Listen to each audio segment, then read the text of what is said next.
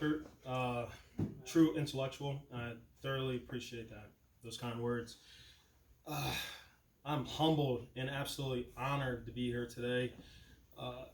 Some few short years ago, I was basically sitting where you are right now, getting ready to embark on a new chapter, both excited and ready for the future.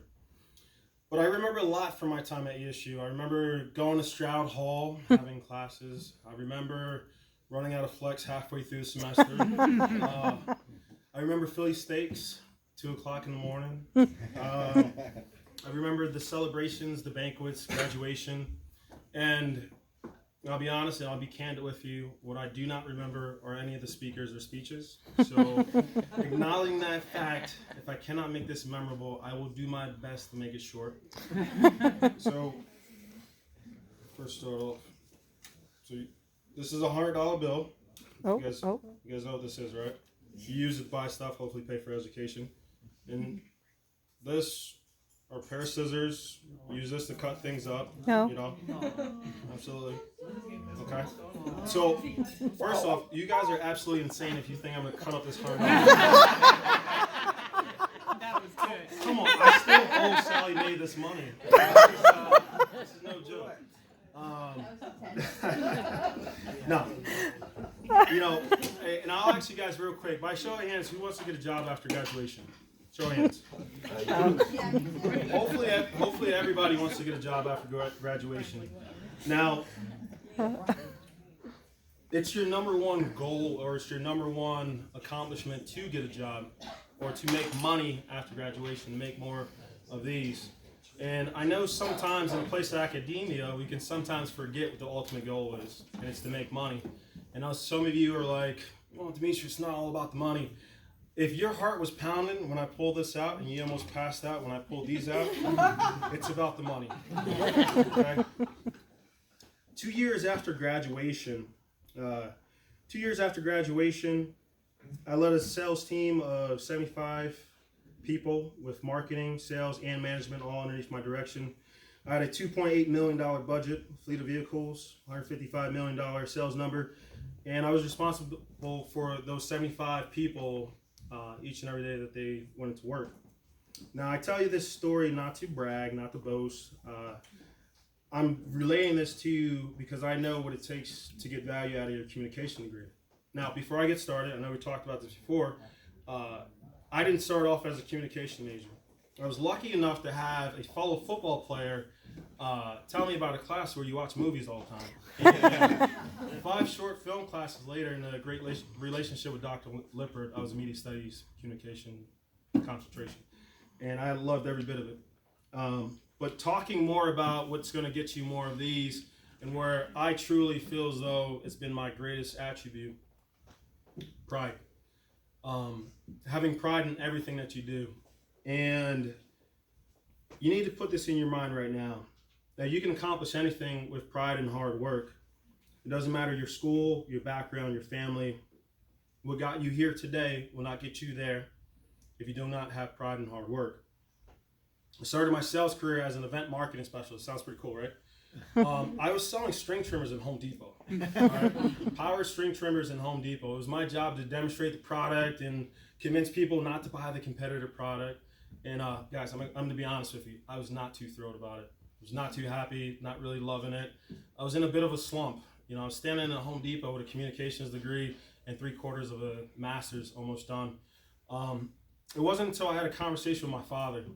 My dad's a hardworking guy. He busts his butt. He puts in the hours, and he instilled on me early on pride. And after talking to him and pulling that back into me, he reminded me of some of the words he would give me. And one of my dad's sayings, I remember this like it was yesterday. He would say to me, "It doesn't matter if you're digging ditches or slinging trash. You need to have pride in everything that you do." And I truly believe that and empower that and bring that to everything I'm doing. So going back into the store, going back into that job, I had a new determination to have pride and enthusiasm in everything I was doing. I mean, I made it my mission to become the best sales guy I could absolutely become. I mean, I literally would be sitting in my truck before I walk into a Home Depot. I look in the mirror and I would say, I'd rather die than let competition leave. And this is like getting really, like, rather die than let competition leave. And I would get that pumped up about going to the store. And I remember the story like it was yesterday. I was in Egg Harbor Township on a Sunday. And guys, I worked Wednesday through Sunday for the first 3 years of my sales career. So, get ready for work and weekends. I was in Egg Harbor Township, New Jersey. And I'm in the aisle, I'm doing my thing. My sales always be closed and I'm making it happen. And I see in the corner of my eye, a guy walks down the aisle, he takes a competitor product and he puts it in his cart. And I look over and I say, not today. And I run over to him. I say, sir, can I talk to you? Okay, he cuts me off. He says, this is the product I want to put it, it's already in the car. And he starts walking away again. I say, sir, can I at least give you the features, values? He cuts me off again. And then I do something brazen. I walk up to the cart. I take the product out of the cart. And I say to him, I kid you not, I say to him, if I can't convince you offer my values, features, and benefits, I will buy this product for you. I will buy this competitor product for you. And guys, I tell you right now, this $100 was worth a lot more when I graduated than what it is today. And I was shaking in my boots because I did not want to buy this man's product. I give him the whole pitch. I give him everything. All the energy, all the pride, all the enthusiasm. I mean, he's vibing with me. I'm vibing with him. I'm looking good, smelling good, talking good. It's all happening. And we get to the close. And I'm ready to close in on it. And I know it's going to happen. And then, like Dr. Lipper said, I'm a boxer. And one of my favorite lines from Mike Tyson is, everybody has a plan till they get hit. I got hit. He didn't want it. He didn't want it. So he still took the competitor product and put it in his cart. And you want to talk about getting deflated after giving your all, your absolute all, and being deflated? I was absolutely crushed.